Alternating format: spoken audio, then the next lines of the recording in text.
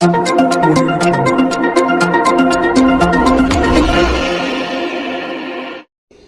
ગુજરાતમાં ભારે વરસાદને લીધે 15,000 એકર શેરડીના પાકમાં સફેદ માખીનો ઉપદ્રવ.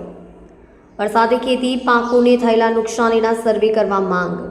ખેડૂત આગેવાન જયેશ દેલાડની માંગ. રાજ્યના કૃષિ મંત્રીને અપીલ કરી છે. ભારે વરસાદને લીધે સુરત, તાપી સહિત દક્ષિણ ગુજરાતના જિલ્લાઓમાં ભારે નુકસાન. શેરડીના ઉભેલા 3 લાખ એકર પાકમાંથી મોટા ભાગમાં વ્યાપક પાકને નુકસાન. દક્ષિણ ગુજરાતમાં ભારે વરસાદની આડઅસર. 15,000 એકર શેરડીના પાકમાં સફેદ માખીનો ઉપદ્રવ જોવા મળ્યો. હજી એનો વ્યાપ વધી રહ્યો છે. વરસાદે ખેતી પાકોને થયેલા નુકસાનીના સર્વે કરવા માંગ. સહાયમાં જીવાતથી અસરગ્રસ્ત ખેડૂતોનો પણ સમાવેશ કરવા માંગ. સફેદ માખીને કારણે ખેડૂતો મોટા નુકસાનમાં ઉતરી ગયા. ખેડૂતોની હાલત કફોડી બની. ઓલપાડ, કુરસદ, કીમ, પલસાણા અને બારડોલી સહિતના વિસ્તારમાં સફેદ માખીનો કહેર. ભારે વરસાદને પગલે સફેદ માખીની સમસ્યા જોવા મળી રહી છે.